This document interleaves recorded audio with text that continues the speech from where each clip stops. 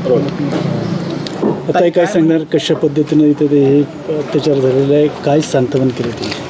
खरं तर महाराष्ट्रामध्ये सध्या लहान मुलींवर म्हणजे अल्पवयीन मुलींवर अत्याचाराचं प्रमाण वाढतंय. उरसे गावामध्ये पण जी घटना घडलेली आहे ती भयंकर घटना आहे. 5 वर्षाच्या मुलीला चॉकलेटचं आमिष देऊन नेलं, तिच्यावर अत्याचार केला आणि तिचा गळा दाबून खून पण करण्यात आला. त्या आरोपीला जरी अटक झालेली असली तरीसुद्धा अजूनही हे प्रकरण जे आहे ते फास्ट ट्रॅक कोर्टात नाही आहे. अशी प्रकरणं जी आहेत याच्यामध्ये जे गुन्हेगार आहेत, जे आरोपी आहेत, त्यांना तातडीनं शिक्षा होणं गरजेचं आहे. त्यामुळे आमची मागणी आहे की हे प्रकरण फास्ट ट्रॅक कोर्टामध्ये जे आहे ते तातडीनं न्यावं. त्याच्यामध्ये विशेष सरकारी वकिलाची जी आहे ती नेमणूक केली जावी आणि हे जे कुटुंब आहे हे अत्यंत दारिद्र्य रेषेखाली किंवा एकदम गरीब कुटुंब असल्यामुळं या प्रकरणामध्ये जो मनोधैर्य योजना आहे त्या मनोधैर्य योजनेतून सुद्धा तातडीनं जी आहे ती या कुटुंबियांना मदत मिळणं गरजेचं आहे आणि या आरोपीला लवकरात लवकर फाशी व्हावी यासाठी मला असं वाटतं की फास्ट ट्रॅक कोर्टातून हे प्रकरण फास्ट चालवून 6 महिन्याच्या आत त्याला फासावर लटकवणं गरजेचं आहे. पण मॅडम काय सांगणार, राज्यात महाराष्ट्रातलं सरकार महिला सुरक्षिततेच्या बाबतीत सध्या फेल ठरलेलं आहे. काल सुद्धा आपण बघितलं असेल सांगली जिल्ह्यामध्ये ईश्वरपूरला अशीच घटना घडलेली आहे. शाळेतल्या मुलीला जे आहे ते तिच्यावर अत्याचार झाला, तिला विवस्त्र जे आहे ते शेतात सोडलं. मागच्या महिन्यामध्ये मी साताऱ्याला गेले होते, सासपड्याला मालेगावचं प्रकरण आपल्याला माहिती आहे. तर याच्यामध्ये कुठंतरी जी एक प्रवृत्ती आहे, जी एक मानसिकता आहे ती ठेचून काढण्याची जी वेळ आलेली आहे ती कायद्याच्या माध्यमातून ठेचून काढण्यासाठी कुठंतरी पोलीस कमी पडत आहेत, कुठंतरी सरकार कमी पडतं आहे. आणि मग आपण सरकारचं आपलं वाक्य आहे की बेटी बचाव बेटी पढाव. आपण मुलींना जे आहे ते शाळेमध्ये किंवा शिक्षणासाठी पुढाकार घेतोय आणि त्याच मुली जर असुरक्षित राहत असतील तर फक्त लाडकी बहीण योजना आणून पैसे देण्यात काही अर्थ नाही आहे. ती लाडकी बहीण जी आहे ती सुरक्षित कशी राहील हे सगळ्यात बघितलं पाहिजे. आणि लहान मुलं म्हणजे ज्या लहान मुलांना कपडे घालायचे समजत नाहीत, त्यांना कशा पद्धतीनं रिॲक्ट व्हायचं ते अजून समजत नाही, त्या मुलींवर जे आहेत ते अत्याचार होत आहेत, त्यांना संपवून टाकलं जातंय. हे भयानक चित्र आहे आणि ही प्रवृत्ती ठेचण्याचं काम आता सरकार आणि पोलीस आणि आमच्यासारख्या जी जनता आहे त्यांचं सुद्धा आहे, पण ती कायद्यातनं संपवणं गरजेचं आहे. आणि म्हणूनच आत्ता जो काही गुन्हेगारांवर जो आहे तो पोलिसांचा काही प्रमाणात आपण जर बघितलं तर वचकच नाही आहे. न्यायालयातून सुद्धा जी काय म्हणजे फास्ट ट्रॅक कोर्टात सुद्धा प्रकरण जातं, अनेक प्रकरणं जी आहेत ती प्रलंबित आहेत, त्याच्या बाबतीत निकाल आलेले नाही आहेत आणि निकाल येत नाहीत, तात्काळ शिक्षा होत नाही. म्हणूनच अशी प्रकरणं जी आहेत ती वाढत आहेत.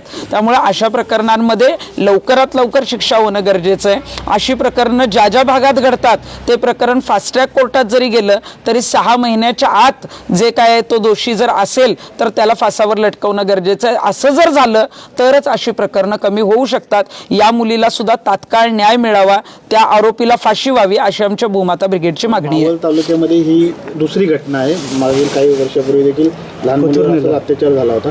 मावळ तालुक्यात विशेषतः कायदा आणि सुव्यवस्थेच्या प्रश्नाबाबत काय सांगता? मावळ तालुक्यामध्ये सुद्धा आता अनेक घटना घडत आहेत. मागील वेळेला सुद्धा एक अत्याचाराचं प्रकरण झालेलं होतं आणि मावळ तालुक्यात सुद्धा आता कायदा सुव्यवस्थेचा प्रश्न ऐरणीवर आलेला आहे. त्यामुळे आता काय होतं की एखाद्या गावामध्ये अशी जर घटना घडली तर आजूबाजूच्या गावची लोक किंवा त्या गावातली जी परिस्थिती आहे, प्रत्येक घरात मुली आहेत, त्यामुळे प्रत्येक घरात मुली असल्यामुळं असुरक्षिततेचं वातावरण, भीतीचं वातावरण जे आहे ते प्रत्येक घरामध्ये पसरलेलं असतं आणि त्यासाठी या आरोपींना शिक्षा देणं तात्काळ जी आहे ती लवकरात लवकर कायद्याच्या माध्यमातून शिक्षा होणं गरजेचं आहे. आणि मला वाटतं की कायदा आहेच, परंतु आपण सुद्धा आपल्या घरातल्या मुलींवर लक्ष ठेवणं, आपण जबाबदारीनं जे आहे त्या सगळ्या गोष्टी करणं गरजेचं आहे. कारण सध्या कुणाची कशा पद्धतीची मानसिकता आहे, प्रवृत्ती आपण सांगता येत नाही. सध्या बाहेर राज्यातून अनेक लोंढे जे आहेत, म्हणजे उरसे गावामध्ये अनेक कंपन्या आहेत, त्यामुळे आपण बघतोय की आता हे कुटुंब झारखंडचं आहे, काही बिहार, अनेक वेगवेगळ्या राज्यातून इथं लोक जे आहेत ते कामासाठी येतात आणि बाहेरून जेव्हा ती लोक कामाला येतात तेव्हा त्यांच्याबरोबर खूप कमी लोकांबरोबर फॅमिली असते, बरीच तरुण मुलं असतात. त्यामुळे मला वाटतं की ही कुठल्या प्रवृत्तीची आहेत हे आपल्याला सांगता येत नाही, परंतु आपल्या मुलीला काय होऊ नये यासाठी आपण सुद्धा जे आहे ते जबाबदारीनं राहणं, मुलांवर लक्ष ठेवणं हे तेवढंच कुटुंबाचं कर्तव्य सुद्धा आहे. नागरिकांच्या बाबतीत जर का झालं तर ही जी मुलगी होती ती बाहेरील असल्यामुळे जो रेटा यायला पाहिजे होता मावळ तालुक्यातून म्हणा किंवा संपूर्ण राज्यातून या घटनेच्या बाबत ती आपल्या राज्यातली नसल्यामुळे काहीसं गांभीर्य लोकांमध्ये नाही असं वाटतं का? मला असं वाटतंय की मालेगावला जेव्हा प्रकरण झालं आपण बघितलं असेल की अगदी कोर्टाच्या गेट तोडण्यापर्यंत लोक आलेले होते.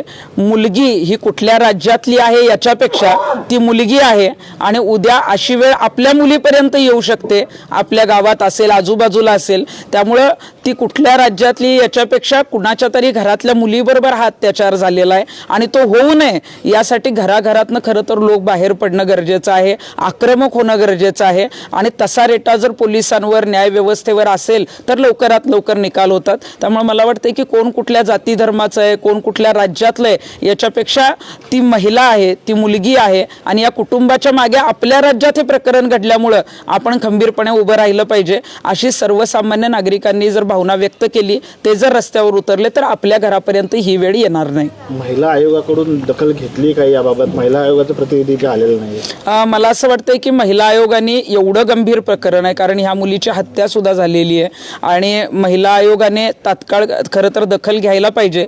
त्यांनी घेतली आहे का मला माहीत नाही, किंवा त्यांचं प्रतिनिधी इथं कोणी येऊन गेलंय का मला माहीत नाही, पण महिला आयोगाच्या अध्यक्षांना किंवा त्यांच्या प्रतिनिधींना मी एवढंच आवाहन करते की कुटुंब फार गरीब आहे, तुम्ही जर इथं येऊन गेलात तर अजून चांगल्या पद्धतीनं लवकरात लवकर न्याय प्रक्रिया जी आहे किंवा तुमच्या आदेशाने त्यांना लवकरात लवकर न्याय मिळू शकतो. त्यांना खरं तर मनोधैर्य योजनेतून सुद्धा मदत मिळणं गरजेचं आहे. आणि महिला आयोगाचं कामच आहे की अशा जेव्हा मुली किंवा महिलांवर अत्याचार होतो तेव्हा सगळ्यात पहिला महिला आयोग पोचलं पाहिजे. त्यामुळे त्यांनी तिथं यावं आणि या मुलीला लवकरात लवकर न्याय मिळावा यासाठी प्रयत्न करावेत.